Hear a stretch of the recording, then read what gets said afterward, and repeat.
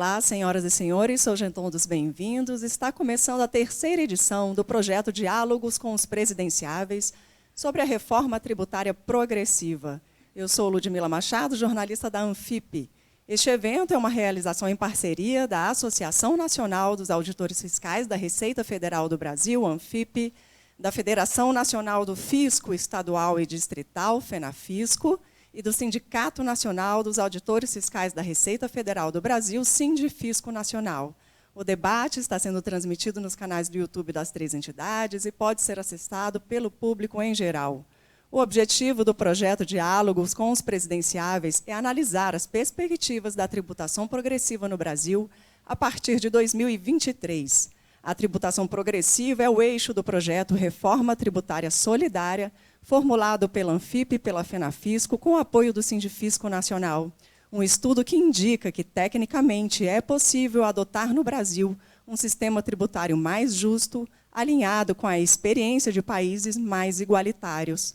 Quais são as possibilidades das diretrizes da reforma tributária solidária serem contempladas na agenda dos principais candidatos à presidência da República em 2022? É para saber esse detalhe que temos a honra de dialogar com o candidato à presidência da República, Ciro Gomes. Ciro Gomes é advogado e professor universitário, foi deputado estadual, prefeito de Fortaleza, governador do Ceará, ministro da Fazenda, ministro da Integração Nacional e deputado federal. Concorreu à presidência do Brasil em 1998, 2002 e 2018 e é candidato à presidência agora em 2022. Para entrevistar o nosso convidado, contamos com a presença do vice-presidente da Anfip, Gilberto Pereira, do diretor da FENAFisco, Francelino Valença, e do presidente do Sindifisco Nacional, Isaac Falcão. Antes de iniciar o debate com Ciro Gomes, vou pedir para que os representantes das entidades façam as saudações iniciais de 1 minutinho para cumprirmos a nossa agenda, a começar por você, Gilberto Pereira, vice-presidente da Anfip. Boa tarde, candidato Ciro Gomes. Boa tarde aos jornalistas aqui presentes, aos nossos internautas que estão nos assistindo agora. É um prazer tê-lo aqui, o candidato Ciro Gomes, para bater esse tema tão importante para o futuro do nosso país. Obrigada. Eu passo a palavra ao Francelino Valença. Em nome da FENAFisco, boa tarde a todos que estão presentes, todos que nos assistem, especialmente ao candidato Ciro Gomes, que se deu ao trabalho, digamos assim, de vir aqui debater conosco, conversar um pouco sobre esse sistema tributário, como dizia Alfredo Becker, esse manicômio tributário. Muito obrigado. Eu convido agora o presidente do Sindifisco, Isaac Falcão, para fazer a sua saudação inicial. Obrigado, Ludmila. É uma satisfação grande para a gente estar aqui recebendo o candidato Ciro Gomes. Eu quero agradecê-lo, pela presença aqui e agradecer a todas as pessoas que colaboraram na organização desse evento e que estão aqui presentes para transmiti-la e assim amplificar nosso alcance. Boa tarde a todos que estão nos assistindo também. Eu agradeço aos dirigentes e passo a palavra para o presidenciável Ciro Gomes, para fazer suas considerações iniciais. O senhor tem 15 minutos. Boa tarde. Tudo isso? Tem que me acostumar a falar em 50 segundos. Não posso ter essa folga. Bom, eu quero cumprimentar todos os organizadores. Isso é uma gente com quem eu tenho muita intimidade, de longa data. Trabalhamos juntos, especialmente os auditores fiscais da Receita Federal. É uma ilha de excelência no serviço público brasileiro. Também trabalhei com os auditores fiscais, os fazendários do estado do Ceará. Também a eles eu devo, antes de mais nada, o êxito que eu possa ter contado com a minha administração. Cumprimento a você, Ludmila, cumprimento ao Isaac, cumprimento ao Francelino, ao Gilberto, muito agradecido pelas boas-vindas, enfim. Deixe que eu lhes diga qual é o sentido da minha gratidão de estar aqui. Deixe que eu registre também, está comigo o professor Nelson Marconi, que é o coordenador do meu programa de governo, vinculado à Fundação Getúlio Vargas de São Paulo, lidera uma equipe já de 600 pessoas, entre os quais muitos especialistas na questão tributária. Deixem que eu lhes diga qual é o sentido de eu ter o prazer e a honra de estar aqui mais uma vez. Eu já vim aqui outras tantas vezes.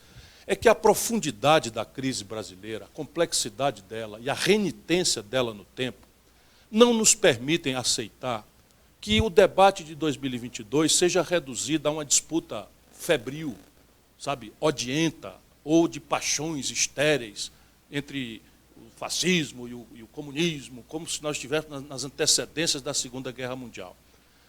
Deixe que eu lhes diga, isso é puro lixo e passa muito longe da necessidade que nós precisamos fazer de estabelecer uma espécie de nova cumplicidade da classe dirigente brasileira com o nosso povo. Porque, acreditem, e vocês têm experiência para saber o que eu estou dizendo, o que está errado nas instituições brasileiras não está errado porque tinha um manual de fazer certo. E os caras aqui em Brasília, no Congresso, na classe política, são tão sádicos que vão lá e fazem tudo errado só para maltratar a gente. Se fosse assim, acredito, era mais fácil. Não é, não. Isso que está se cristalizando, se engessando na institucionalidade brasileira, algumas ancestralidades, outras contemporaneidades, como essa excrescência do teto de gastos com status constitucional, é para anestesiar e destruir a política, que é a linguagem da democracia, que, por sua vez, mexe com o único elemento instável desse pacto reacionário que transformou o Brasil na mais perversa distribuição de renda do planeta Terra. Você imagina você estabelecer o teto de gasto, desconsiderando que 52% do orçamento executado é juro, amortização e rolagem de dívida, e isso fica fora do teto de gasto, então é mentira que o valor buscado é a sanidade fiscal. Não é, não. Isso aqui, o buscado, é engessar com o status constitucional, e por 20 anos, a faixa do leão, em que 1,5% de incremento na taxa Selic, que o governo faz com o status criminoso de autonomia dado ao Banco Central durante a pandemia, numa votação virtual, sem discussão com ninguém, representa 60 bilhões de reais por ano no fluxo do Tesouro Nacional, de onde sai o dinheiro, ou não sai, para pagar a saúde, a educação, a segurança, a infraestrutura e tudo mais que a nossa população aspira ou tem direito contra o enunciado da Constituição Federal. Portanto, ou nós estabelecemos uma cumplicidade lúcida com os deserdados dessa institucionalidade, que é a maioria esmagadora do nosso povo, ou esse pacto vai se reproduzir. Quando eu falo renitência da crise no tempo, eu quero dizer com clareza, eu não sou um observador da cena brasileira, eu sou um militante quente da luta do povo brasileiro, desde sempre, me dei a vida inteira a essa vocação, percebe? Mas a profundidade e a renitência dessa crise mostram que o nosso problema não é o Chico tarado que está aí, na minha opinião, que é um desastre, quer dizer que qualquer adjetivo eu dobro, eu boto ao quadrado o adjetivo negativo para qualificar o inqualificável presidente da República que nós temos. Mas não foi ele que produziu isso. Ele agravou tudo, está deteriorando tudo, sem nenhuma dúvida. Quem produziu isso foi um modelo econômico e um modelo de governança política que tem se replicado no Brasil com retóricas distintas, com cores de bandeira diferentes, mas que é rigorosamente o mesmo modelo nos últimos 27 anos. Câmbio flutuante, superávit primário, meta de inflação e teto de gastos e autonomia do Banco Central, com os seus filhotes, política de preço da Petrobras e outras que tais, esquartejamento da Petrobras, venda de ativos públicos sem autorização legislativa, tudo isso compõe um esforço, não é, de destruição da institucionalidade brasileira para nos vender aos interesses da plutocracia e do baronato. É disso que se trata. E, infelizmente, os dois que lideram as pesquisas hoje têm compromisso com essa mesma governança. Eu não serei indelicado aqui, num debate técnico, mas se nós não tivermos clareza disso, o grande equívoco será esse, porque a pequena burguesia brasileira, chocada com o que está vendo, acha que o objetivo nacional hoje é derrotar o fascismo. Ah, bom, a gente derrota o fascismo, e no dia seguinte, um país absolutamente deteriorado. E é disso que nós precisamos tratar. Portanto, eu agradeço o privilégio de estar aqui. Qual é a minha proposta? A minha proposta é que nós consideremos que a complexidade multifacetada da crise brasileira recomenda que nós discutamos modelo econômico e modelo de governança política. O que é o modelo econômico? Vou pelo caricato para ficar obrigado aos 15 minutos que me deram. Veja lá.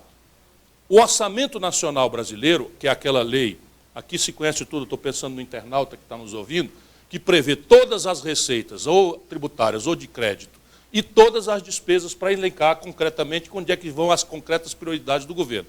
O orçamento em execução esse ano é de 4 trilhões e 800 bilhões de reais. O que sobra para o investimento são 25 bilhões de reais. 19 dos quais estão entregues à aberração institucionalizada também da corrupção, que é a emenda do relator, em que se apaga a luz sobre 19 dos 25 bilhões de investimento do país.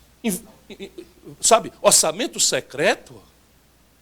Pelo amor de Deus, e vai se relativizando isso, com palavras eufêmicas, enfim, isso é corrupção na veia.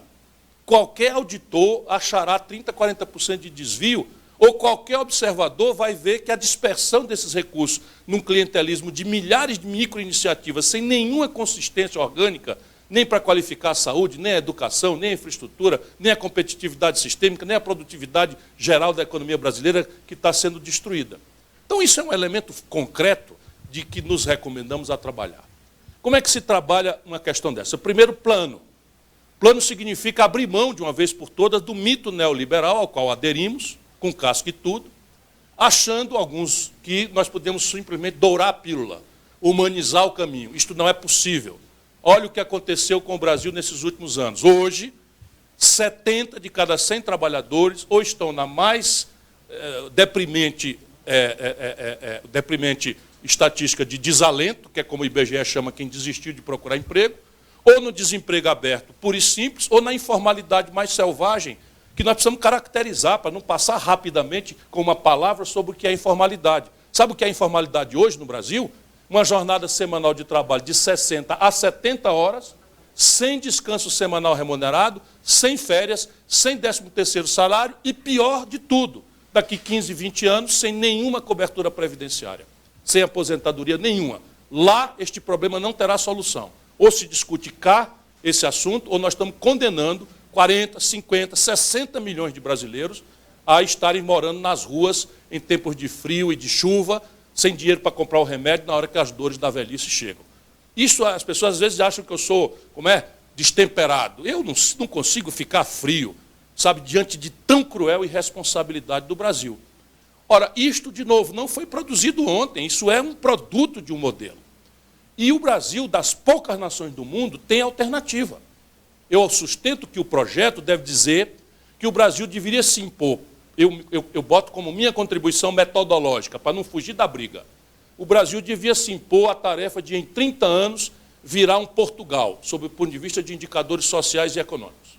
Qual é a renda per capita, qual é a longevidade, qual é a maternidade materno-infantil, qual é a matrícula de garotos de 18 a 25 anos de universidade, orçamentar isso e trabalhar no curto prazo metas transitórias de 5, de 10, de 15, de 20 anos. Isso é um plano.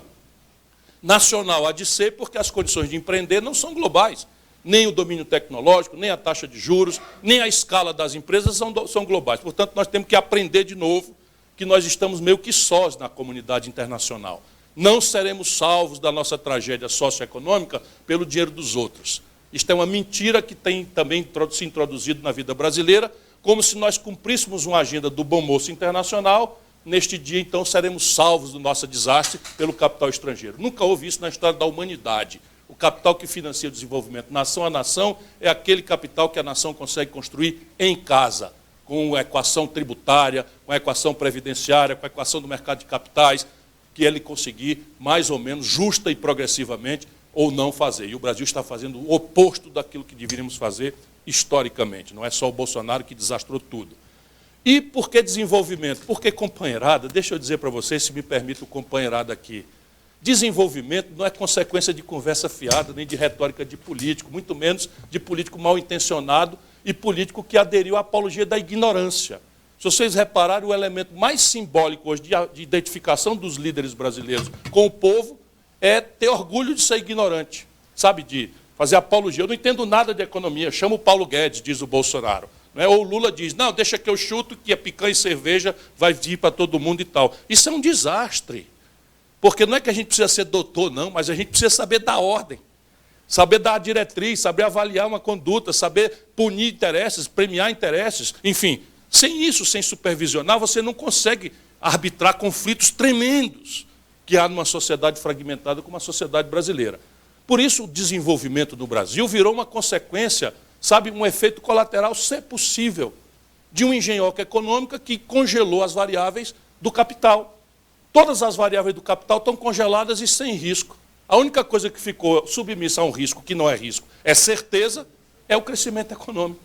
Olha aqui, entre 1930 e 80, eu sustento para demonstrar isso num livro que está circulando no país, o Brasil cresceu 6,7% ao ano. Se o país cresce quase 7% ao ano, tudo folga. Sabe, a arrecadação sobra, dá para você fazer um juízo de valor, se vai melhorar o salário de funcionário, se vai aumentar a infraestrutura, sabe, tem resposta para melhorar a saúde, a educação. Se o país não cresce, não tem resposta para nada. Então o Brasil cresceu 6,7% ao ano, entre 30 e 80. Entre 80 e 2010, vejam bem, quantos regimes, quantas retóricas e cores de bandeira a conversa mole da política brasileira apresentou entre 80, resto da ditadura, e 2010, já o PT administrando o país, nós temos um crescimento de 2,4%. Cai de 6,7% para 2,4%. Porém, em 2010 e 2021, cresce para zero. Ou, para ser preciso, cai para 0,26%, um quarto de 1%. Na mesma época, nascem 27 milhões de brasileiros. Se nós tivéssemos instituições que distribuíssem a renda de forma minimamente igualitária, ainda seria trágico o bolo ficar 11 anos sem crescer, com 27 milhões de novas bocas precisando comer. Porém, o Brasil construiu, nessa quadra, 5 brasileiros acumulam a renda dos 100 milhões de brasileiros mais pobres e de classe média. E o país nesse ínterim transformou-se no paraíso fiscal dos super ricos, que é onde nós vamos aterrissar no debate específico de hoje. Veja bem, tem solução para isso? Claro que tem. No Brasil é tão caricata a tragédia que tem uma certa etapa disso que tecnicamente não há muito mistério. Por isso a contribuição de vocês, do Sindifisco, do Nafisco, da Anfip, é preciosa, porque tira da boca inconfiável dos políticos e traz para a boca mais confiável politicamente falando, que são os técnicos que manejam isso. E que, teoricamente, não é, deveriam nem sequer estar muito preocupados com a qualidade do sistema tributário, senão com a sua administração. Eu sei do que eu estou falando pela qualidade do trabalho de vocês, que eu me debruço, cada papel que sai, cada contribuição, eu devoro imediatamente, quantas conversas já tivemos, e a substância da minha proposta está em linha com o que vocês estão propondo. Mas, basicamente, a nossa tarefa não é técnica. Porque, repare, em linha com as melhores práticas internacionais, quantos países do mundo não têm uma progressividade maior do que a brasileira no imposto de renda? Nenhum. Mas eu fui ministro da Fazenda. Eu trabalhei com a Receita Federal do Brasil e nós tínhamos uma alíquota de 35% naquela minha data. Veio a tal esquerda brasileira da goela para fora e revogou.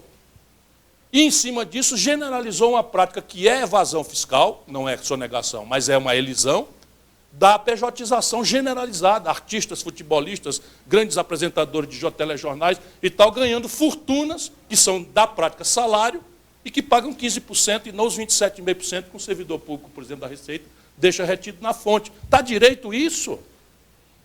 Você congelar a tabela de isenção de imposto de renda do jeito que está no Brasil, de maneira que alguém que no Brasil ganha 2 salários mínimos começa a pagar imposto de renda, lembrando que o salário mínimo brasileiro vai entrar para o 4º ano sem atualização sequer da inflação e que tem o pior poder de compra dos últimos 20 anos e só perde em valor, só ganha em valor de compra do salário mínimo da Venezuela, que é um país que está num desastre institucional de 2 décadas. Assim mesmo, com o salário mínimo vil como está, nós estamos cobrando imposto de renda de quem ganha de 2 salários mínimos para cima.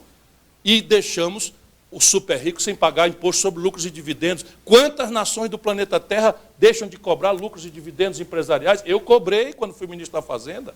Vem Lula, Fernando Henrique e tal, e revoga. E conversa de esquerda. Sabe, o Brasil está sendo espoliado, fraudado, inclusive, sob o ponto de vista ideológico. Qual é a explicação, agora, para outras questões, da renúncia fiscal de 360 bilhões de reais por ano, sem um pente fino, crítico, não é criterioso das correspondências, porque muitas vezes a renúncia fiscal corresponde. Eu fiz muita política industrial no Ceará com renúncia fiscal, mas ali eu mostro os milhares de empregos que eu gerei pela renúncia fiscal, e esses empregos geram uma receita que é superior à que eu abri mão. Portanto, dá para sustentar o debate. Mas filé mignon, queijo suíço, sabe, salmão e mais 36 itens de consumo suntuário introduzidos por lobby e corrupção na cesta básica para não pagar FIS e COFINS, deixando de arrecadar 8 bilhões de reais por ano, só nesta brincadeira que eu peguei para dar exemplo, para o povo entender o que eu estou falando. Ou a Localiza, que eu peguei porque era o secretário de privatização, que o Estado brasileiro não presta, que servidor público é tudo bandido, que era o tal de Salim Matar, secretário de privatização do Bolsonaro. Eu peguei esse para Cristo, fui olhar a empresa dele, a Localiza.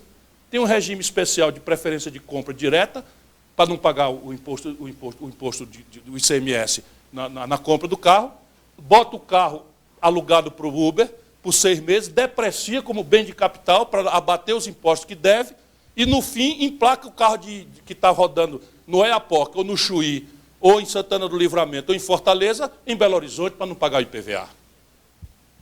Esse é o privatista, é o denunciador das perversões do Estado brasileiro e tal, privatista, lá localiza. Aí são mais R$1 bilhão. Ou qual é a explicação do imposto territorial rural, do Brasil, rural, pagar por ano menos do que São Paulo arrecada de IPTU por mês? É uma pergunta que eu estou fazendo. Faz sentido que São Paulo, uma cidade brasileira, recolha por mês de imposto predial, cobrando da classe média até da favela, enquanto o mundo rural mais rico do planeta Terra, que é o mundo rural brasileiro, que tem crédito subsidiado, que tal, paga menos por ano de imposto territorial rural, depois de 15 anos de conversa mole de esquerda, sabe? Encheu o saco, eu não aceito mais esse tipo de impostura, porque isso destruiu a sociedade civil brasileira. Tudo que é de melhor na sociedade civil brasileira, ao invés de expressar as contradições da sociedade, tensionando o governo pelas reformas, virou elemento de propaganda dos governos ou de um partido para baixo na sociedade. E nisso o Brasil faz as loucuras que faz, se destrói o direito previdenciário do povo e não se quebra uma vitrine nesse país, porque a sociedade civil adoeceu, virou toda cooptada, a CUT não entra mais numa fábrica porque virou propagandista da contradição. A juventude estudantil agora está tendo que explicar a corrupção do Eunício Oliveira, do Gedel, que lá como hoje andam por aí oferecendo-se para ser instrumentos do enfrentamento ao fascismo. Sabe, chega. O Brasil não aguenta mais essa impostura. Tem solução? Tem. Está aqui o diagnóstico. Se esse diagnóstico for correto, fica flagrante que nós precisamos reformar a estrutura de financiamento do Estado brasileiro. Mas deixem que eu lhes traga alguns complicadores, não para inviabilizar, mas para dizer o tamanho da tarefa política e da necessidade de construirmos essa cumplicidade com a sociedade brasileira, porque o que está errado para proteger essa perversão. Só vamos mudar essa perversão se um novo ajuntamento de forças, uma nova hegemonia moral, uma nova quadra intelectual, um novo valor coesionar o nosso povo ao redor de uma aspiração difusa de mudança. Não pode ser mudar do PT para o Bolsonaro, porque o PT produziu a contradição, e agora, para sair da contradição do Bolsonaro, voltar para o lulopetismo, que deu causa ao Bolsonaro, pelo menos, submeto-me ao debate, quem quiser contraditar, como resposta. Isso para replicar o mesmo valor. Câmbio flutuante, superávit primário, meta de inflação, teto de gastos, com o anúncio já do Lula de que vai manter a direção do Banco Central do Bolsonaro. Percebe? Se for para manter a política do Bolsonaro, eu não quero ser presidente do Brasil. Por favor, votem noutro. Sabe por quê? Porque o Banco Central é que diz da taxa de juros, é que diz da taxa de câmbio, portanto, do valor relativo da nossa moeda, e que diz do Tesouro. Porque, vou dizer de novo, 1,5% de Selic, que eles aumentaram 9 pancadas agora, nesses últimos 12 meses, custa simplesmente 60 bilhões. O Brasil, de maio a maio, pagou de juro 500 bilhões de reais. Sabe o que é 500 bilhões de reais? Não para os companheiros aqui que sabem, mas para quem está nos assistindo, é quase o dobro de tudo que o Brasil gasta em auxílio emergencial, mais o orçamento da saúde, mais o orçamento da educação, que juntos dá 300 bilhões por ano. Nós pagamos de juro 500 bi de maio a maio. Se é para manter isso, vota no Lula, vota no Bolsonaro e me deixa fora, porque eu só quero ser presidente para mudar isso. Mudar é possível. Como? Entender que a reforma que o país precisa não é só tributária, é uma reforma fiscal. Por quê? Porque o Brasil é um de 3 países do mundo que remanesce... Eu estou extrapolando o tempo, você pode me interromper. Pode ficar à vontade. Posso falar? O Brasil é um de 3 últimos países dos 63 que eu estudei no mundo que mantém um sistema de repartição na Previdência Social. O sistema de previdência de repartição tem duas premissas que sumiram da vida humana e do Brasil tragicamente. Primeiro, demografia jovem. Nós estamos envelhecendo muito mais rápido do que qualquer nação do mundo já envelheceu pela crise social de décadas que o Brasil está vivenciando. E alta formalidade no mercado de trabalho. Ora, 70% do trabalhador brasileiro está em algum tipo de informalidade. Portanto, o sistema que depende de juventude no mercado de trabalho e de formalidade morreu. Precisa ser técnico para entender? Não. Qual é a fonte principal de financiamento da Previdência? A carteira assinada, não é isso? Contribuição patronal e contribuição do trabalhador. Como isso não aconteceu ontem, isso vem acontecendo ao longo do tempo, nós fomos tirando para o Tesouro Nacional a tarefa de financiar o desequilíbrio da Previdência. Primeiro com truque contábil, para tirar dinheiro das vinculações para o juro. Qual? Como é que chama? Não, os 20% de... Deu um branco agora. Hein? Não. O seguinte, o Fernando Henrique pegou das exigências, ele pegou 20% e tirou a DRU, desvinculação de receita da União. Então, primeiro, essa grande fraude. Segundo, na veia mesmo, o desequilíbrio. Então, o Tesouro Nacional crescentemente está onerado. Por isso, a carga tributária nominal brasileira sobe recentemente, do Fernando Henrique para cá, dentro desse modelo, de 27% para 33% do PIB. E ela não cresce para financiar um galope no serviço público, nem a qualificação do investimento, porque o serviço público se deteriora e o investimento tende a zero, na menor taxa histórica, enfim, desde sempre. Ou seja, cresceu para quê? Para honrar o serviço da dívida. De novo, o modelo econômico produzindo, transformado o Estado num mecanismo de transferir renda de quem trabalha e produz para os 10 mil abastados do sistema financeiro e seus rentistas. Essa é a grande questão. Porém, isto foi feito de um jeito a violentar o Pacto Federativo Brasileiro. E a gente precisa considerar esse aspecto, porque quando a gente for falar no IVA, que é óbvio o imposto que nós tínhamos unificar todos os impostos de valor adicionado, como a melhor prática do mundo faz, nós vamos encontrar os estados brasileiros quebrados. 23 dos 27 estados estão ilíquidos no limite do regime prudencial da Lei de Responsabilidade Fiscal. Então, tudo isso é imbricado, por isso que eu falo em projeto, em modelo de economia. Então, repare, quando nós formos fazer isso, nós vamos entender o quê? Nós vamos entender que esse galope da carga tributária foi feito através de contribuições. Por quê? Porque é um truque que a União Federal introduz, violando o princípio federativo e municipalista da Constituição de 88, de não partilhar o produto dessa arrecadação com os entes federados. Mas passam a ser tributos sob valor adicionado, concorrendo, e fica o caos no Brasil. Se a gente botar a contribuição social sobre o lucro líquido, forçando um pouco a barra, junto com ICMS, IPI, ISS, PIS, COFINS e CSLL, contribuição social sobre o lucro líquido, nós temos 6 tributos, forçando um pouco a barra, sobre o valor adicionado. E aí, quando você for discutir o valor adicionado, um IVA no Brasil, você tem 2 problemas. O sistema de crédito na origem desfinancia, na hora que for cobrado o IVA, desfinancia o centro da produção industrial brasileira, que se concentra quase 70%, 80% entre São Paulo, Rio, Minas e Rio Grande do Sul. Ou a gente trata disso com clareza, ou não vai ter essa reforma tributária. E essa é a questão, porque não adianta a gente imaginar, teoricamente, que o mundo inteiro e a literatura recomendam um IVA. Outra peculiaridade brasileira, o IVA tem que vir para somar a arrecadação disso tudo. Aí, resultado, no mundo o IVA tem 5%, 7%, no Brasil nasce com 27%, 25%. E isso é completamente exótico, embora seja o razoável. Ou a gente trata simultaneamente, por isso falo em reforma fiscal, de uma reforma da Previdência que entenda realmente o problema, e eu tenho também, não vou deixar para outro momento, não é, uma proposta consentânea com isso. Entretanto, se nós fizermos, primeiro, aquilo que eu já indiciei no diagnóstico, um imposto de renda mais progressivo, com uma alíquota de 35% e um combate à pejotização, com os cuidados todos que nós temos que ter, e a delicadeza e a administração tributária, ninguém sabe melhor fazer do que os fiscos estaduais e do que a nossa Receita Federal. São campeões disso. Não é?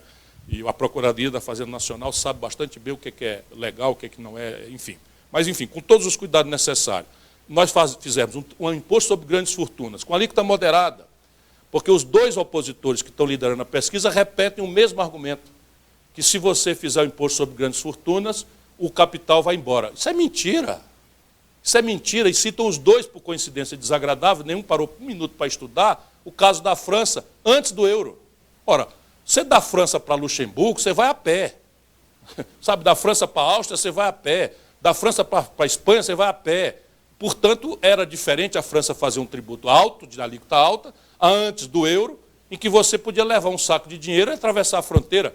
Não é mais verdade. Se você fizer uma pequena regulada no IOF, que é 0,38, e botar com a alíquota similar à cobrança, que eu proponho que seja progressiva de 0,5% a 1,5%, você arrecada 60, 70 bilhões de reais por ano e encerra o déficit primário num passo, atingindo 58 mil contribuintes. Olha a perversão brasileira. Se eu tributar apenas e tão somente as fortunas superiores a 20 milhões de reais, eu atinjo 58 mil contribuintes num país de 212 milhões de habitantes, por vocês verem a força política que tem essa minoria ínfima que fazem o baronato, que dão as cartas nos partidos políticos, que dão as cartas nas televisões, que dão as cartas na grande mídia, porque é tudo banco. 0,38 para 0,50 no IOF, acabou o risco, só que o risco já aconteceu. O Banco Central tem um registro de quase 300 bilhões de dólares de brasileiros offshore, entre eles o ministro da Fazenda do Bolsonaro e o ex-ministro da Fazenda do Michel Temer e presidente plenipotenciário do Banco Central do Lula. Sabe, o Guedes e o Meirelles têm o seu protegido em paraíso fiscal. Meu Deus do céu, esse país morreu como sociedade civil. Um ministro encarregado de cobrar imposto, de vigiar a taxa de câmbio, guarda o dele no paraíso fiscal, do PT e do PMDB e do Bolsonaro. Logo não se percebe que o problema é modelar, que o problema é de modelo, de governança política do país. O Meirelles guardava o dele lá fora, o Guedes guarda o dele lá fora. Estou dando exemplo prático com o nome, tudo me arriscando a ser mal compreendido, mas não é para satanizar, não. É apenas para dizer o limite de degradação em que chegou o Brasil, em que o ministro encarregado de cobrar imposto tira a fortuna dele para não pagar imposto dentro do Brasil.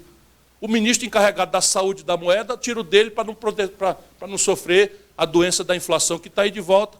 O ministro encarregado da taxa de câmbio, que diz da vida e da morte de quem precisa comprar remédio, tudo importado, guarda o dele da flutuação cambial no paraíso fiscal. E ninguém diz nada. E ninguém diz nada. E quem diz é destemperado, é grosseiro. Então, ontem o Bolsonaro me chamou de autoritário. Vamos ver, tenha paciência. E eu sou o cara autoritário para o Bolsonaro só porque eu disse que ele era corrupto. E eu provo que ele é corrupto mesmo, medularmente, desde sempre. Agora, vamos lá. Como eu estava dizendo, um tributo progressivo sobre o imposto de renda, uma tributação moderada sobre grandes fortunas, um tributo sobre lucros e dividendos e um corte de 20% nas renúncias fiscais criteriosamente selecionadas, produz 300 bilhões de reais por ano. Mata 70 de déficit primário, guarda 230 para nós fazermos um trade-off entre diminuir impostos indiretos, que é a grande perversão da regressividade do sistema brasileiro, e galopar um investimento brasileiro de 29 para 150 bilhões de reais. Assim você diz de onde vem o dinheiro para girar traquitano. O resto é mentira. Agora, tecnicamente, é simples, quase telegráfico eu falar, mas o desafio é político. Por quê? Porque o que está errado em Brasília, com isso eu encerro pedindo perdão pelo excesso do tempo, não está errado porque tinha um manual de fazer certo, está errado para engessar instituições em favor desse pacto de baronato em que se transformou o Brasil com o crime perfeito. As forças tradicionais de esquerda defendendo isso, o que é o fundo do poço, do meu ponto de vista. Obrigada, Ciro Gomes, por sua exposição. Nós vamos... Tem na mesinha aí ao lado? É a sua água. Nós vamos às perguntas dos representantes das entidades e, seguindo a mesma ordem da saudação, eu passo a palavra para o Gilberto Pereira, o vice-presidente da Anfip. Por favor. Obrigado, Ludmila. Candidato Ciro Gomes, bem-vindo à sede da Anfip. A nossa associação ela tem mais de 70 anos e tem como bandeira prioritária a defesa dos vulneráveis, o fortalecimento das estruturas de proteção sociais, primeiro a Previdência, centenária entre nós, depois seguindo a Seguridade Social, com o formato dado pela Constituição Cidadã, e o nosso estado de bem-estar social, que cada vez mais necessita de políticas e recursos para atender a crescente miséria e abandono que nos cerca. Somente o CONFINS, contribuições sociais sobre o lucro líquido, PIS e as contribuições previdenciárias, não vêm atendendo a essa dificuldade. Eu aproveito aqui também o momento para lhe entregar o nosso livro, a Análise de Seguridade Social, publicação que divulgamos há 20 anos, que analisa o orçamento da Seguridade Social e documenta essas dificuldades. Passo para a minha pergunta. Como o seu governo pretende financiar as políticas públicas de transferência de renda, atendimento à saúde, à previdência e assistência social. E se o seu projeto também no seu projeto pretende manter a desoneração da folha de salário que já fragiliza a previdência social nos dias de hoje. Bom, eu mais ou menos adiantei um pouco aqui as coisas, mas começando do programa. Na Previdência Social, o que eu estou propondo para ser melhorado num debate é um modelo que se propõe a encarar de frente o nosso problema, com as contradições e, inclusive, manhas da cultura brasileira e da nossa juridicidade, às vezes meio duvidosa, mas não adianta nada a gente imaginar que, ao ferir um direito adquirido, que será examinado pelo judiciário, que a gente vai ter prosperidade. Então, é muito melhor nós sermos maduros, maliciosos, humildes diante dos fatos e tentarmos resolver o problema. Eu estou propondo isso. Então, a previdência que eu proponho vai ser uma previdência de 3 pernas. A primeira perna, com status constitucional, será um programa de renda mínima de cidadania, que eu dei o nome de Eduardo Suplicy, numa homenagem que eu acho que todos os brasileiros devemos a esse homem que deu a vida inteira por essa causa. Mas eu quero também simbolizar o conceito, porque ele tem clareza disso. Então, esse programa de renda mínima, nossos primeiros ensaios estão chegando à possibilidade de chegarmos em R$1.000 por domicílio para todas as famílias carentes do Brasil, com status constitucional, para acabar com essa história de chega à véspera de eleição, manda emenda à Constituição, cria um auxílio disso, muda de nome, enfim, ou ameaçar as pessoas de que, se não votar no Partido Encarnado ou no Partido Azul, elas não vão ter mais o Bolsa Família, como eu assisti muitas vezes no Brasil. Como é que eu vou financiar isso? Primeiro, consolidar todos os programas de transferência de renda, mas os mais relevantes. O atual orçamento do Auxílio Brasil, antigo Bolsa Família, mais o BPC, Benefício de Prestação Continuada, mais a aposentadoria rural, que é um remanescente de pessoas que a Constituição de 88 pôs para dentro para receber, sem terem contribuído. Portanto, isso não é propriamente previdência, mas agora seria dado transparência absoluta para tirar do orçamento da Previdência aquilo que jamais devia ter entrado no orçamento da Previdência. Porque se o Constituinte, corretamente, queria dar ao trabalhador rural uma aposentadoria sem ele ter contribuído num regime de repartição, tinha que ter dado um funding para isso. Não deu, e é preciso que, de uma vez por todas, a gente dê transparência para não ficar essa falácia de manipular via DRU e via esse gasto, não é? O desequilíbrio da Previdência para onerar o que foi feito ali. Nós podemos voltar ao assunto. Então, vamos lá. BPC, aposentadoria rural, o Bolsa Família, que agora se chama Auxílio Brasil, Vale Gás, todas essas transferências, mais a arrecadação do Imposto sobre Grandes Fortunas, que nós estimamos, com a alíquota de 0,5% a 1,5%, em até 70 bilhões de reais. Isso fecha a conta, já fizemos as simulações todas, não precisa duvidar e terá status constitucional. A segunda perna, e aqui que começa a polêmica, que eu peço que seja feita sem desonestidade, sabe, intelectual. Eu sei que eu estou manejando um ambiente, não aqui, que aqui é o melhor possível, mas um ambiente partidário, um ambiente político brasileiro está imundo. Sabe, ninguém mais respeita a ideia, porque você precisa e começa a ter sempre uma fraude e tal. Mas qual é a minha ideia? A minha ideia é que nós criemos um sistema cuja segunda perna seja ainda de repartição, porém vigente apenas e tão somente para os trabalhadores que entrarem no regime a partir da vigência disso, portanto, preservado 100% dos direitos adquiridos.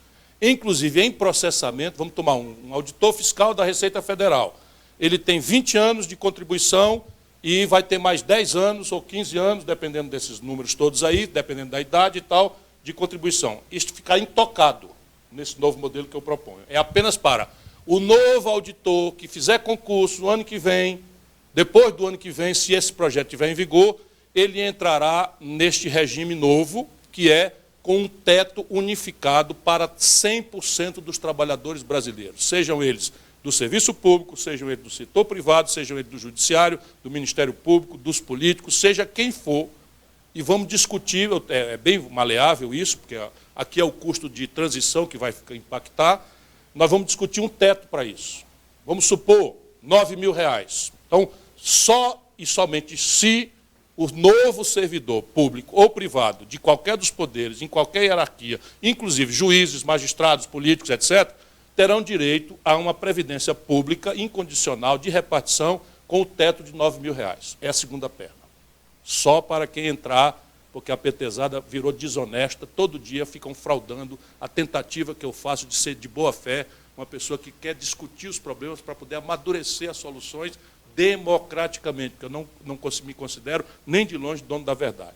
A terceira perna é um regime de complementar, de previdência de capitalização público, portanto, não privado, sob o controle dos trabalhadores, portanto, não estatal estrito sensu, mas público, eu explico já já qual é a diferença entre uma coisa e outra, com contribuição patronal equivalente e com regras de compliance e aplicação rígidas e sob gestão de coletivos de trabalhadores. Como é que funciona? Todos aqui conhecemos a Previ, a Petros, a Capef e tal. Pergunta para um trabalhador do Banco do Brasil se ele quer trocar para o regime do INSS. Ele não quer. Então, o que eu estou propondo é que a previdência complementar seja para todos os servidores, públicos ou privados, voluntariamente aqueles que quiserem receber acima do teto pactuado.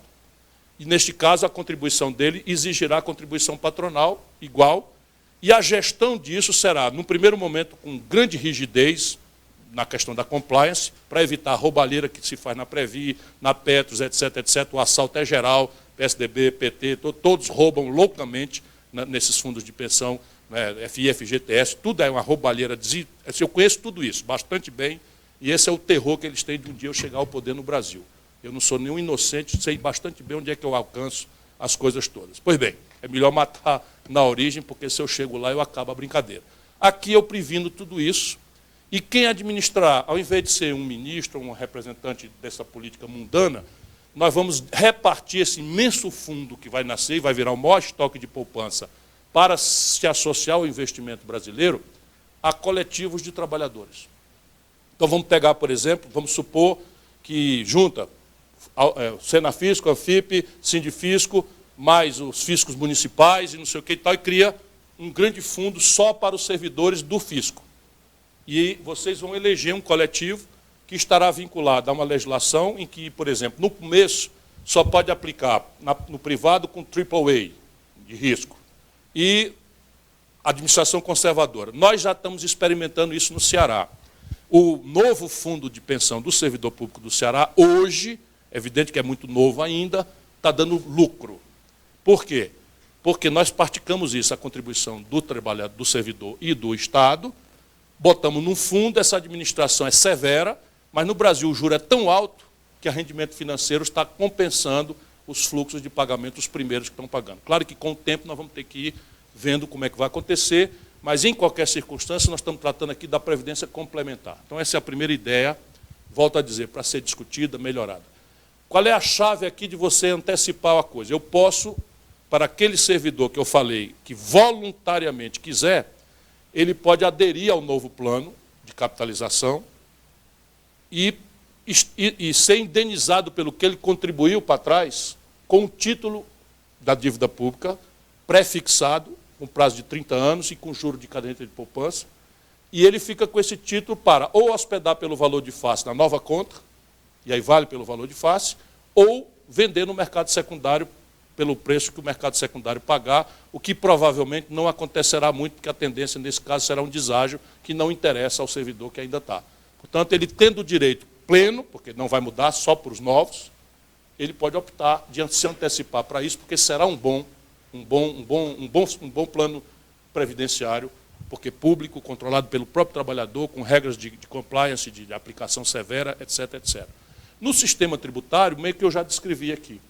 A ideia é que você construa um superávit, mas se eu fizer isso, de novo, vejam como as coisas estão ficando no Brasil, preservando a excrescência do teto de gastos, toda a eficiência que eu conseguir, eu tenho que jogar essa eficiência no saco sem fundo da dívida. Por quê? Porque eu estou obrigado, se eu fizer uma revolução, ou seja, se eu quebrar essa polarização, se eu contaminar a cabeça dos brasileiros com a ideia de uma mudança de modelo econômico, de mudança de governança política e tal, e escapar com essas ideias, é uma revolução que terá acontecido, pacífica, democrática, no Brasil. Pois bem, eu chegarei lá e estarei obrigado a aplicar o que o Bolsonaro aplicou este ano, mais 7% da inflação. Ou seja, é mentira tudo que eu falei aqui. Melhorar a educação, melhorar a saúde, melhorar o salário de servidor público. Ainda agora tive com com a Polícia Rodoviária Federal, disse para eles, olha, ou vocês vêm lutar conosco contra esse teto, tudo é mentira. Ah, o Bolsonaro enganou porque todo mundo está enganando. Eu disse para o Lula outro dia, Lula, se você deixar o povo achar que você ser eleito, volta o tempo da picanha e da cerveja, você vai produzir o maior estelionato eleitoral da história do Brasil e vai destruir sua biografia. Por quê? Porque a situação brasileira é muito mais grave do que jamais foi. E com teto de gasto de status constitucional significa 3/5 do Congresso. 3/5 do Congresso significa o cara beijar na mão do Lira e do Centrão. Ou mudar o modelo de governança política e mandar isso a um plebiscito popular, que é como eu proponho para sair dessa contradição de todos os presidentes ou terem sido caçados ou forem presos. O único que escapou de não ser caçado e preso foi o Fernando Henrique, pagou a pena de nunca mais o PSDB disputar uma eleição no Brasil com condição de competir, como agora está acontecendo. Será possível que a gente não vê que isso está errado? Collor foi caçado, Fernando Henrique nunca mais ganhou uma, Lula foi parar na cadeia, Dilma foi caçada, Michel Temer parar na cadeia, o Bolsonaro desmoralizado, ainda falta alguém acreditar que esse modelo pode dar certo. Então, o modelo econômico e o modelo de governança política que tem que mudar. Obrigada, Ciro. Eu convido o Francelino Valença para a sua pergunta. Bom, candidato Ciro, mais uma vez bem-vindo. E a pergunta que eu queria fazer, você já adiantou um bocado, né, sobre o sistema tributário, falando inclusive das reformas que pretende. Inclusive, a pergunta seria como vê as propostas que nós temos no parlamento, que dá uma ênfase muito grande apenas, e parece que somente, a simplificação tributária, né, não fazendo a modulação com outros tributos, mas tem um ponto que eu queria tocar especificamente. Hoje, aproveitando a oportunidade do jornalista aqui presente, nós temos no parlamento uma proposta que foi chamada de Código de Defesa do Pagador de Tributos. Nós chamamos carinhosamente de Código de Defesa do Sonegador. É evidente. Por quê? Porque ele pega vários instrumentos, né, e impedem praticamente a fiscalização. O primeiro projeto, a primeira versão dele, dizia que o projeto foi feito para impedir, proteger o contribuinte da fiscalização, da arrecadação e da tributação. É como se fosse, por exemplo, um desobediência civil à la brasileira positivada. Já que o senhor é advogado e conhece muito, professor de direito, né, esse tema, a pergunta é, em relação a esse Código de Defesa do Contribuinte, o que o senhor acha, por exemplo, tem 2 dispositivos bem interessantes, 3. Um deles, a indenização moral, caso o fiscal, né, faça algum lançamento tributário sem a observância estritamente legal. Exemplo, para todo mundo que está em casa assistindo entender. Um fiscal lança um tributo, identifica uma sonegação ou algo semelhante, e mais à frente o tribunal administrativo vê que houve um erro formal, improcedente. A partir daí o contribuinte poderia entrar com ação contra o fiscal que lançou o tributo. Estamos falando em valores milionários. Isso é ridículo. Milionários. Segundo, caso o fiscal também identifique, ou aliás, faça algum auto, porque não sabe, ou deveria saber, ele deveria saber, ele não sabe, não tinha como saber, não, mas deveria saber, também vai ter indenização moral. E o terceiro ponto, esse projeto institui, nos estados, no município, na Receita, o contencioso administrativo tributário, mas com um detalhe, todas as grandes decisões terão que ser paritárias entre os contribuintes e os representantes do fisco, com detalhe, em caso de empate, é do contribuinte. Tem um paralelozinho até forçando um pouco, tá? Semelhante, por exemplo, tivéssemos, não é o caso, vou tratar só na sonegação, os delegados de polícia fazendo um inquérito policial e tivesse uma comissão de delegados para julgar o inquérito e, do outro lado, os representantes, só em caso de sonegação, dos que cometessem ilícito, um crime. E, em caso de empate, o crime, né, ficasse isento de punibilidade e o que impede o Estado, por exemplo, de recorrer ao judiciário.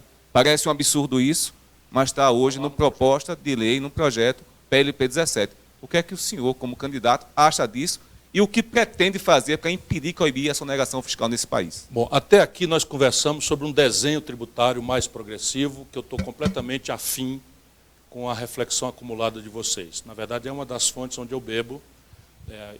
Eu tenho dito às pessoas que tudo que eu estou propondo, para minimizar o antagonismo adjetivo, essas desonestidades intelectuais do debate, eu estou dizendo que tudo que eu estou defendendo está em linha com as melhores práticas internacionais e com a melhor literatura. E sustento isso.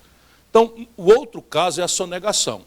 eu também tenho conversado com vocês, com pessoas e tal, é uma barbaridade o que está acontecendo no Brasil, porque você tem, antes de mais nada, o seguinte, você tirou a pena de prisão, isso também foi o mundo progressista, foi a democracia brasileira que fez, Fernando Henrique, acaba com a prisão para sonegação, comigo vai voltar. A pena de cadeia para o sonegador, certo? Porque aqui não é só uma lesão econômica, é uma lesão, sabe, eu penso que a criança que morre de fome, em última análise, a responsabilidade é de quem devia pagar o imposto e não pagou. Quero construir um sistema tributário justo, moderado, eficiente, simples, vou simplificar dramaticamente todo o esforço de gestão tributária, vou dramatizar a redução de obrigações acessórias, tudo isso em linha com práticas de administração tributária, que eu também não quero cansar vocês, porque vocês dominam isso muito melhor do que eu, enfim. Mas repare, sonegação é crime hediondo, na minha concepção. E, como tal, é assim considerado na ordem jurídica mundial. Eu vi, por exemplo, eu morava nos Estados Unidos, estava na Universidade de Harvard, na Law School de Harvard, um escândalo que aconteceu nos Estados Unidos, porque a Madame Helmsley, que era dona daquele Helmsley Building, que era o edifício Panam, que está na Avenida Park, na Park Avenue, que aparece nos filmes todos, lá era MetLife, que aparece agora, quando quer identificar Nova York, ela é dona daquilo, mais do hotel enfim, ali do Central Park, enfim, ela foi presa num pijama laranja com algema, que eu achei meio exagerado, mas lá algema no pé e mão, porque tinha cometido o seguinte crime aberrante à luz da ordem americana, que é capitalista. Não é a Coreia do Norte, é os Estados Unidos. Ela tinha contabilizado na empresa os gastos da pessoa física da reforma do apartamento dela. Vocês imaginam, fringe benefits, helicóptero, mordomo, aluguel de carro, que todo mundo bota na conta da empresa, lá nos Estados Unidos, cadeia para a Madame Helmsley. Então nós precisamos achar o caminho de, simplificando tudo, transformar realmente em criminoso quem sonegar. Isso, para mim, é muito claro. Portanto, uma lei dessa daí, se passar, será revogada e nós faremos um estatuto em linha com as sugestões que eu tenho recebido do fisco. Vocês vão ter uma autonomia radical. Eu vou premiar o fisco, sabe, por desempenho, como eu fiz no Ceará. Eu estabeleci, ainda não era a era dos algoritmos, mas o avô dos algoritmos, né, era o seguinte, nós estabelecemos um padrão, que dá para você entender, contribuinte a contribuinte, qual era a expectativa sazonal, mês a mês, de recolhimento do tributo cearense, que era o ICMS por definição, mas o IPVA também é a mesma coisa.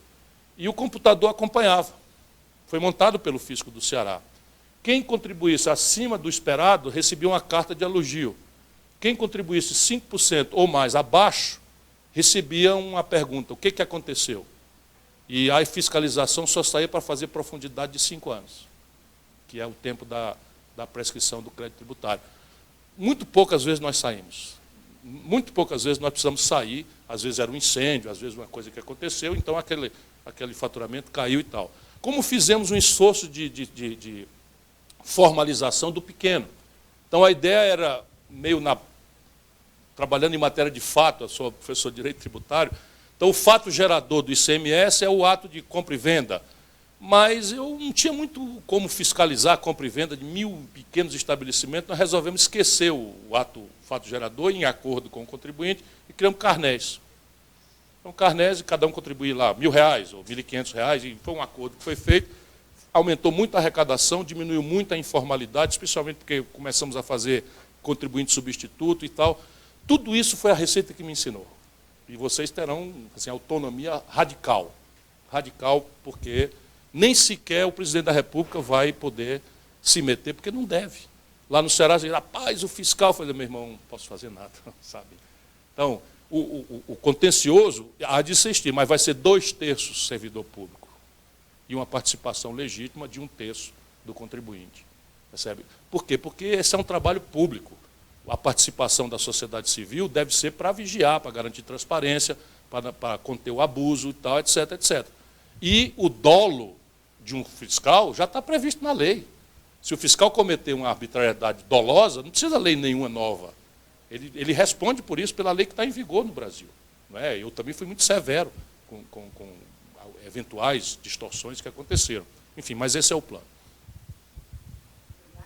Agora, no meu governo, quero anunciar, eu só serei eleito uma vez, vou acabar a reeleição como elemento de barganha pela reforma do país, eu abro mão da minha própria, mas não haverá nenhum ano de refis, nenhum. Nem o primeiro, nem o segundo, nem o terceiro, nem o quarto. Não haverá refis no meu governo, como não houve no governo do Ceará. Não tem refis. Ou paga ou vai ser executado. Obrigada, Ciro. Agora eu passo a palavra ao Isaac Falcão para a sua pergunta. Obrigado. Eu quero agradecer pelas perguntas e pelas respostas que já me liberaram aqui de questões assim muito, para a gente, muito sensíveis para o Estado brasileiro, que deveriam, sim, ser feitas, né? Francelino, Gilberto, obrigado, e candidato Ciro também, obrigado pela resposta. Que sim, essa solução para o contencioso administrativo, eu creio que ela é necessária, né? A gente hoje não pode ter um quadro no qual a palavra final sobre o crédito tributário constituído é das confederações empresariais, onde estão estabelecidos os interesses que representam talvez ali 70% do crédito tributário que está em discussão no CARF, hoje de R$1 trilhão. Então nós estamos falando aí da palavra final sobre esse 1 trilhão, está na mão de quem indica, enfim, de quem é o dono de 70% desse trilhão. Agora, eu gostaria também de perguntar ao candidato o seguinte, sobre a finalidade extrafiscal dos tributos. O senhor tem um projeto de desenvolvimento e a gente vê nos tributos a possibilidade de contribuir num projeto de desenvolvimento e, ao mesmo tempo, o risco dele inviabilizar um projeto de desenvolvimento, né? Então, uma situação que acontece hoje no Brasil, né, é a gente ter a desoneração de produtos na exportação que serão matéria-prima, que farão a concorrência com produtos mais elaborados que nós temos no Brasil. Então, quer dizer, nós temos aí a desoneração como ferramenta de subdesenvolvimento. E aí eu queria saber como que o candidato Ciro Gomes entende que a finalidade extrafiscal do tributo pode ajudar no modelo de desenvolvimento, e aí pensando nos objetivos, né, do Brasil, na erradicação da pobreza, na redução das desigualdades sociais e regionais e no aspecto ambiental, né, do nosso desenvolvimento, que deve ser sustentável, né? Além disso, ministro, ainda sobre o tema da sonegação, a gente tem, nos últimos anos, vamos dizer aí, nos últimos 5 anos, uma diferença crescente entre o lucro societário, aquele que é disponibilizado, oferecido ou distribuído, né, para os acionistas ou para os sócios das empresas, e o lucro chamado lucro real, que é aquele lucro oferecido à tributação do imposto de renda.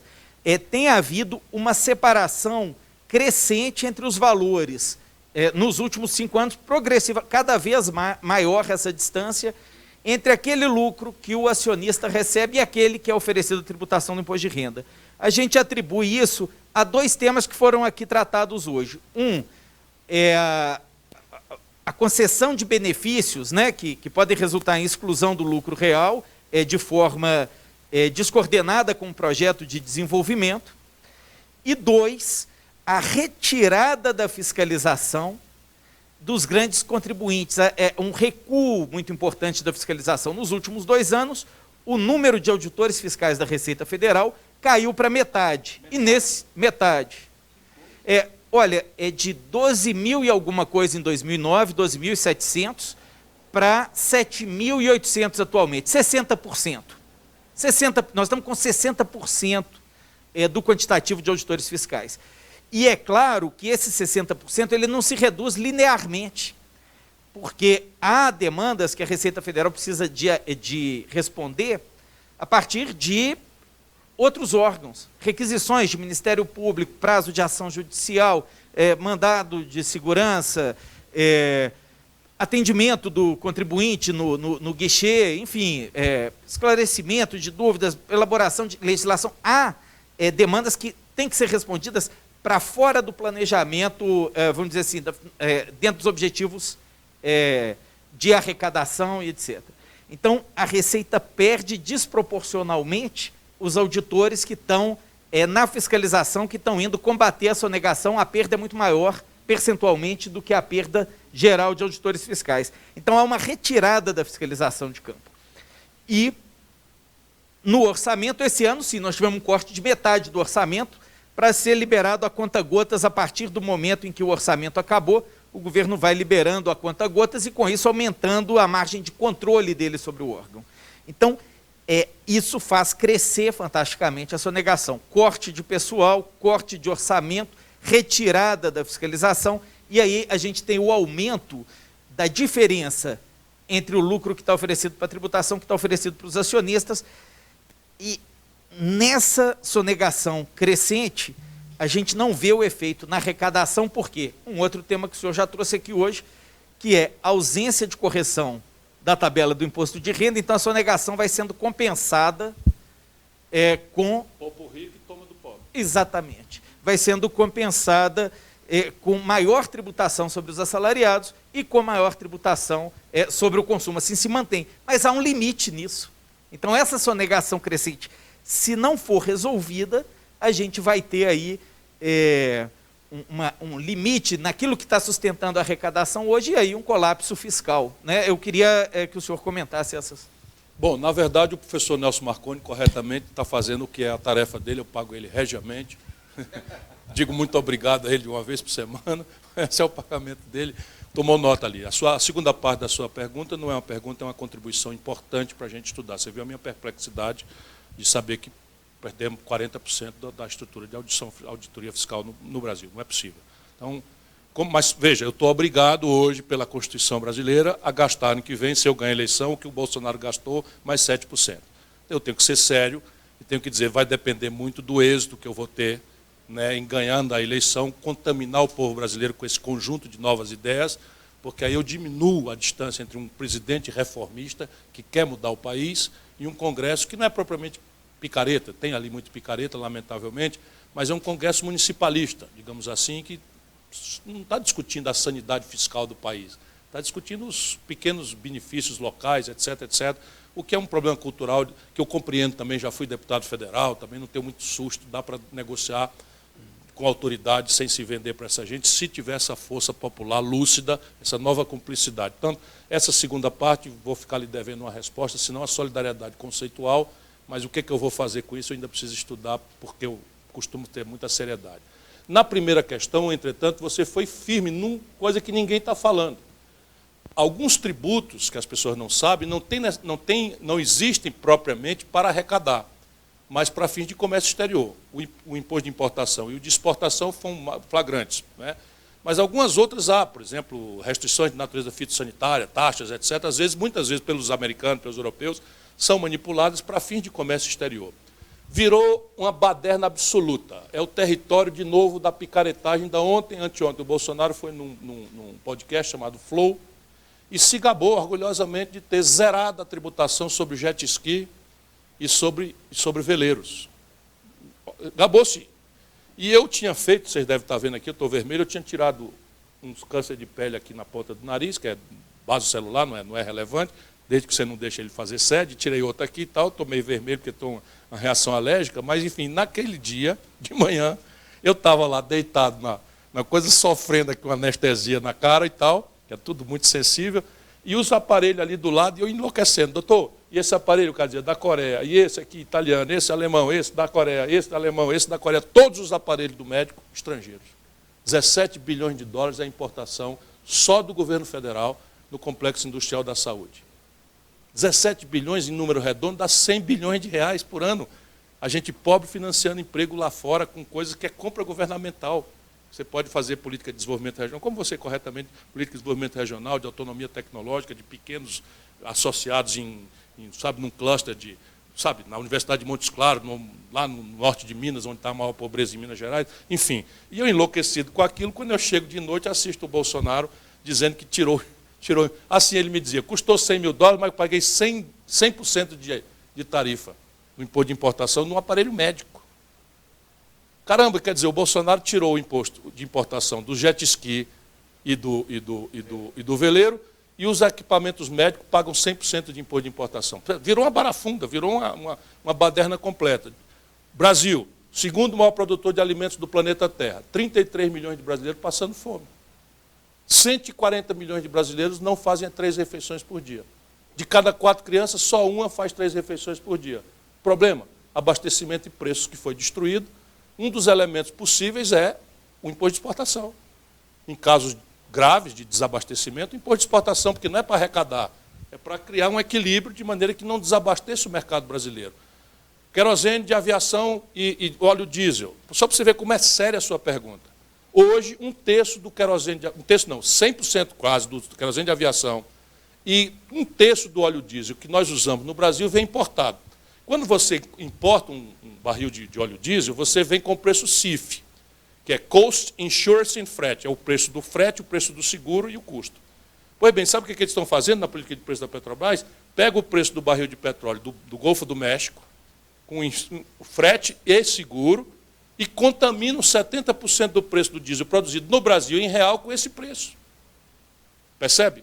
Aí o cara fica competitivo, deixando 30% das refinarias da Petrobras enferrujando, paralisada. Esse país está sendo assaltado por todos os ângulos que você queira considerar. Esse negócio dos auditores fiscais é grave, eu tenho que incorporar na minha denúncia.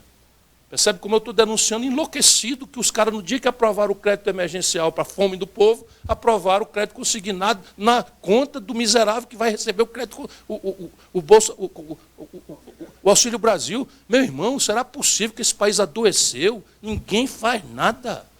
Aí fico eu de destemperado. Pelo amor de Deus, o auxílio emergencial, qual é a lógica? Comida. Comida não é todo dia que a gente tem que comer? Deixa o cara sem comer antes da eleição, durante a eleição come, depois não come mais. Mas tudo bem, tem que ser, o fluxo aqui é central para comer todo dia. Não, eu entrego o cadastro dos meus miseráveis, dos meus famintos, na mão do banco. E faço por ele a operação de reter, com juro de 80%, cara. O dinheiro da comida. O cara tira 3 mil, adianta 3 mil, fica devendo 5 mil. E quem vai cobrar é o governo no auxílio emergencial. Isso é o Brasil. Sabe, eu não quero ser presidente do Brasil para manter isso daí. Ou vou para mudar, ou escolho um outro. Portanto, essa coisa do imposto de importação será revisto tudo.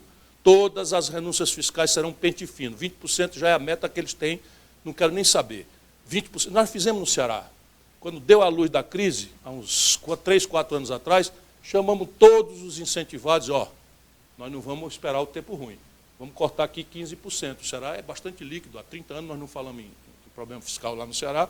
Cortamos 15%, não perdemos um emprego, nada, todo mundo entendeu. Quando a bonança voltar, a gente volta. Mas aqui, vamos lá.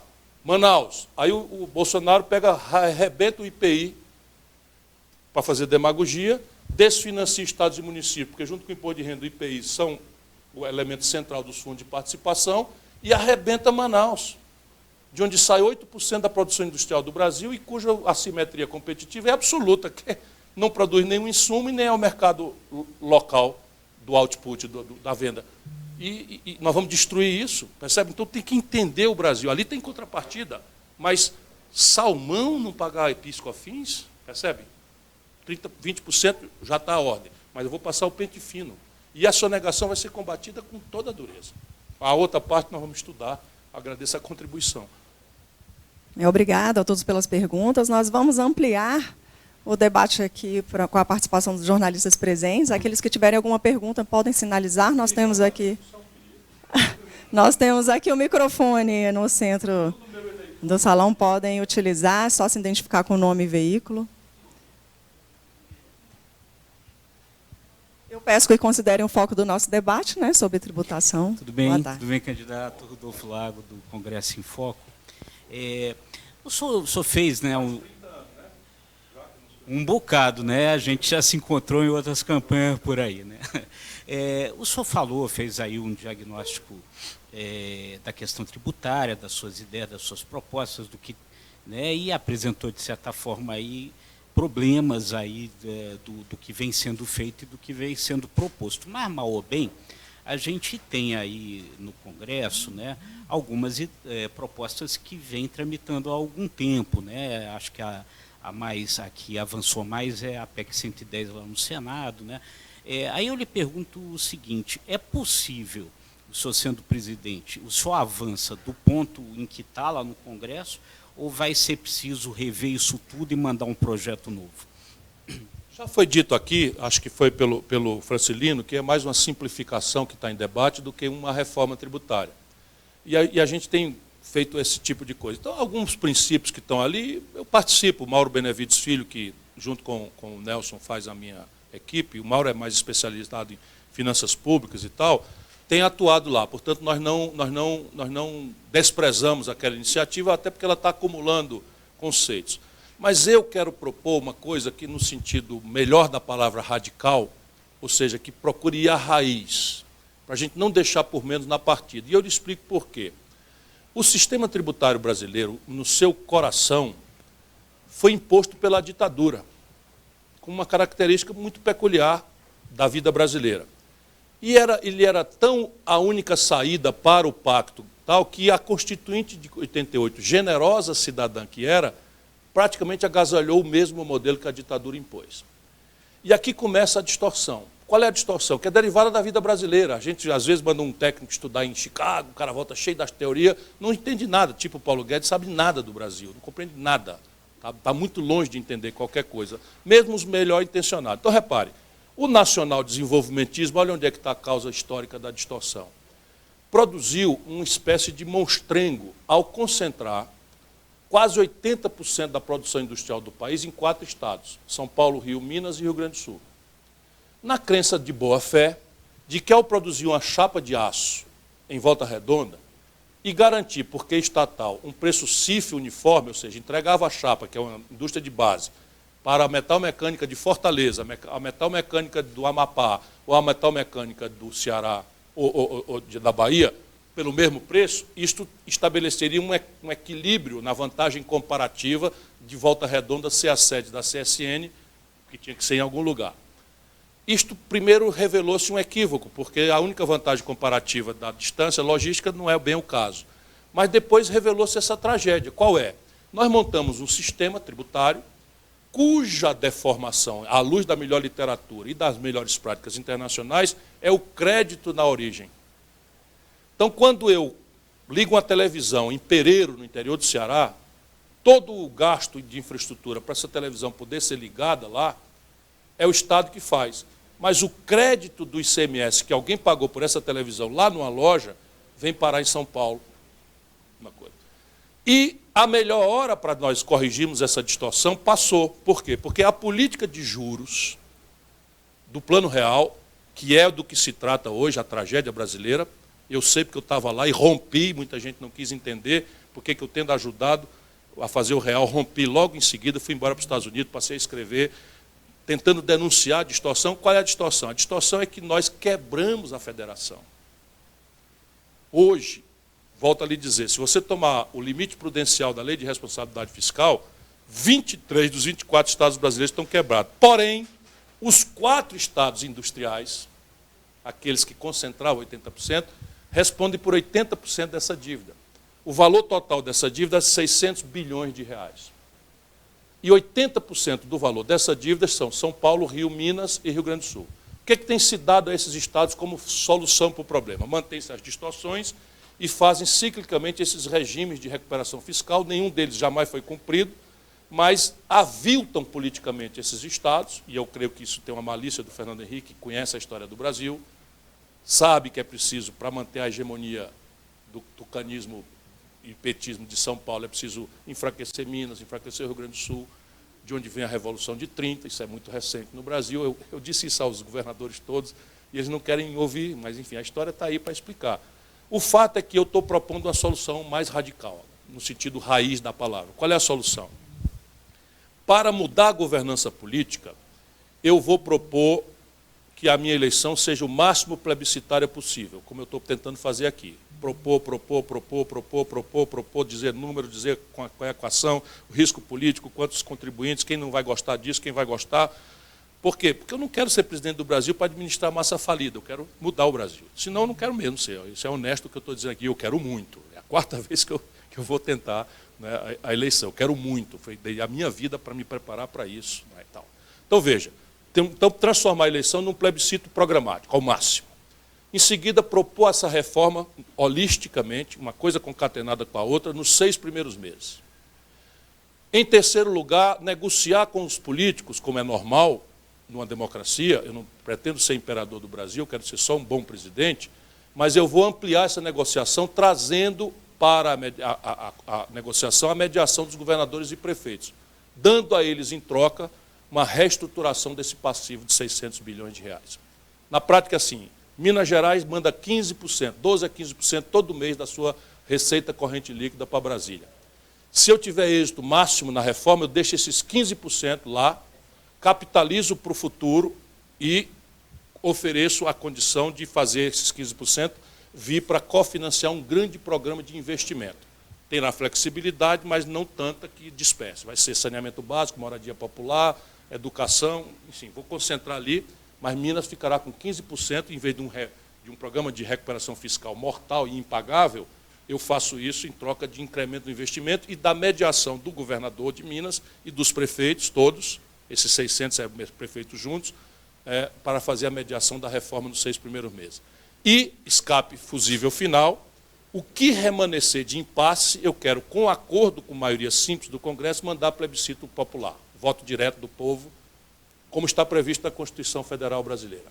Com isso, eu acredito que eu livro a presidência da República de ser testa de ferro da coalizão de bandidos que hoje manda no país, desde sempre. Né? Não é brincadeira, o Roberto Jefferson fez o discurso de defesa do Collor, na sessão noturna do impeachment, eu era governador, aparece líder petista detonando o escândalo do Mensalão, tendo os correios para roubar que o Lula deu, e agora está em prisão domiciliar e candidato a presidente, lugar-tenente radical do Bolsonaro. Se não entender isso, nós não vamos entender nada. O Valdemar Costa Neto era o homem a quem o Lula deu DENIT para roubar, foi condenado e preso. Esse aí foi condenado e preso, não tem erro, nem erro judiciário, nem revisão nenhuma, condenado e preso, e hoje é o presidente do partido do Bolsonaro, que se elege denunciando a corrupção do Lula e do PT. Ou a gente acorda para isso, sabe, ou nós caímos naquela síndrome. Então, a ideia qual é? Ok, negociar, mas negociar em cima da mesa, com a mediação generosa dos governadores e prefeitos, que terão restaurado seus fluxos de investimento pela reestruturação das suas dívidas. Lembrando, dívida pública, àquela altura já será de 8 trilhões, mas hoje está em 7 trilhões e 400 bi. 7 trilhões e 400 bi. Toda a dívida consolidada dos estados e municípios são 600 bi, menos de 10% da dívida.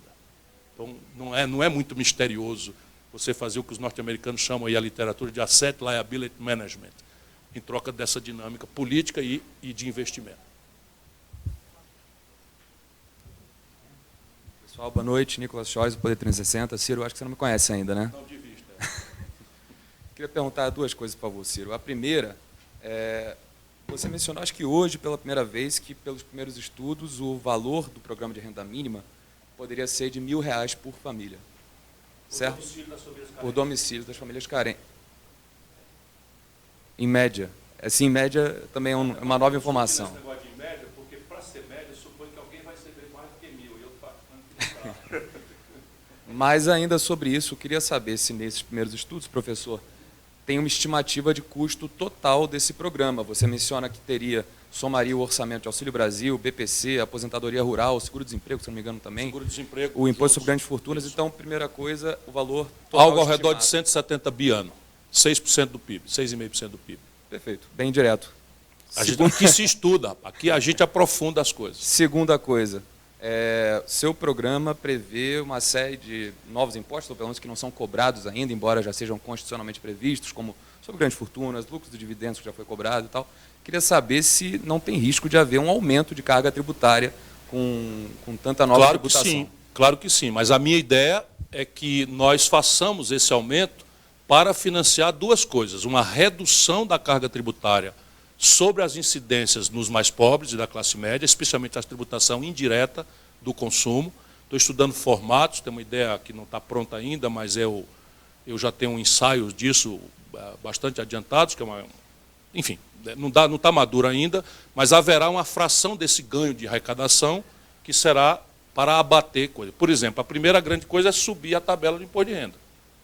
Então, se eu boto uma alíquota de 35, eu vou subir o valor das isenções, não é, gradualmente, para um valor razoável, e vou criar uma faixa menor para quem começar a fazer. Mas aí eu boto em 35 e elimino a pejotização. Então é tudo feito com grande equilíbrio. A ideia é que, no limite, a carga tributária permaneça neste momento como está. Mas eu, audaciosamente, não tenho medo de falar que é possível que a gente, eventualmente, para fazer a virada, faça um incremento marginal na carga tributária dos super ricos. Percebe? Porque isso é uma carga tributária nominal. Essa é a grande perversão. Hoje, quando você pega a carga tributária sobre uma família de classe média ou pobre, é 40%. 40%. Quando você aplica o mesmo critério no andar de cima, é 6% a carga tributária, compreende? Esses estudos estão aqui, bem validados pelos técnicos do assunto. Então, é preciso tomar cuidado com essa propaganda ideológica. Querem cobrar mais dinheiro para roubar e tal. Eu conheço isso. Isso é o dogma neoliberal se sustentando. Mas o que eu estou dizendo, em linha com as melhores práticas internacionais. Eu venho agora da Embaixada dos Estados Unidos. E o embaixador, como é que o senhor vai fazer e tal, perguntando ali as coisas e tal. Eu disse, embaixador, qual é o valor da tributação sobre heranças nos Estados Unidos?